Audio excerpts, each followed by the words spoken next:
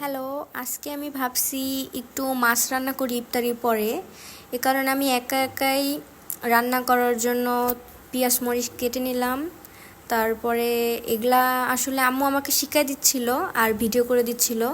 আর আমি নিজে নিজেই রান্না করা শিখতেছিলাম যে আমি পারি নাকি। আমাকে সব কিছু বুঝাই দিতেছিল কোনটা কতখানি দিতে হবে। প্রত্যেকটা জিনিসের হিসাব আমাকে বুঝিয়ে দিচ্ছিল যে এটা এতখানি দাও, এটা এতখানি দাও, হলুদ এতখানি দাও, মরিচ এতখানি দাও।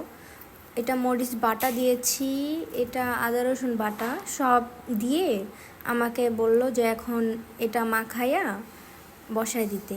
এই কারণে মাখাচ্ছিলাম। জানি না কেমন হবে রান্না, কখনো রান্না করি নাই, আজকে ভাবলাম একটু মাছ রান্না করি সবার জন্য।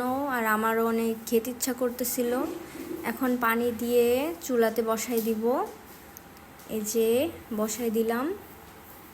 তো প্রায় রান্না করা হয়ে গেছে। তো আমি এর মধ্যে রাইস কুকারে ভাতও বসাই দিলাম। তো ভাত রান্নাও হয়ে গেছে, এখন আমরা সবাই মিলে খাবো।